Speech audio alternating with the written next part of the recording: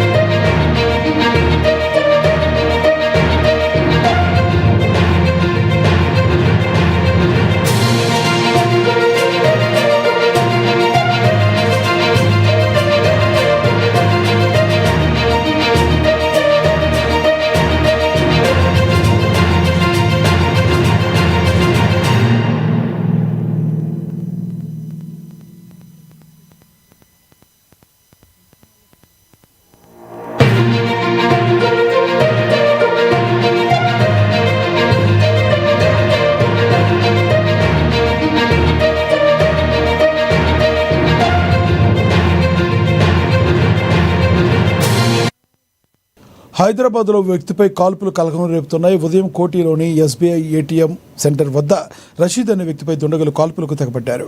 ఈ కాల్పులు అతని కాలికి తీవ్రంగా గాయాలయ్యాయి. స్థానికులు వెంటనే స్పందించి బాధితుని ఆసుపత్రికి తరలించారు.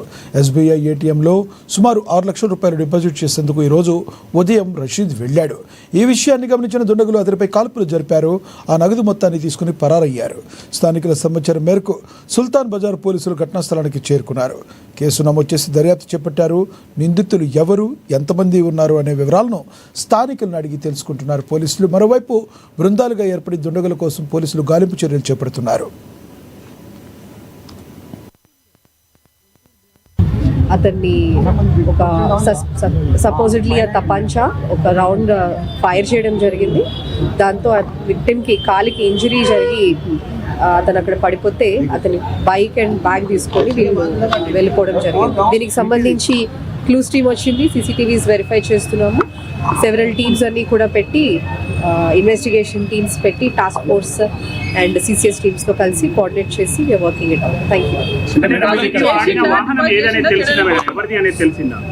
వెహికల్ ఈజ్ విక్టిమ్దే. అది వెహికల్ బిలాంగ్స్ టు విక్టిమ్దే తీసుకుని వెళ్ళారు. ఈ విక్టిమ్ రెగ్యులర్గా ఇక్కడికి వచ్చి క్యాష్ డిపాజిట్ చేస్తూ ఉంటాడని చెప్తున్నారు. So maybe will have to verify on that grounds. మనకి ఇంకా అంత క్లారిటీ రాలేదు. వాళ్ళైతే ఏటీఎంకి రైట్ సైడ్ నుంచి వచ్చినట్టు ఉంది. తెలిసిన వాళ్ళే will have to verify. Victim statement ఏమైనా తీసుకున్నారు మేడం? హాస్పిటల్ అడ్మిట్ అయి ఉన్నాడు అతను. ఇంకాను విల్ టేక్. ఎన్ని రౌండ్ల కాల్పులు జరిగినట్లు ప్రాథమికంగా ఈస్ ఫైన్. సుమారు 6 లక్షలు. మేడం, ఎన్ని రౌండ్ల కాల్పులు జరిగినట్లు ఏమైనా గుర్తించారు? విక్టిమ్కి తగిలింది అయితే ఒక రౌండ్. బహుశా ఇంకొకటి కూడా ఫైర్ చేసి ఉండొచ్చు. మనం క్లూస్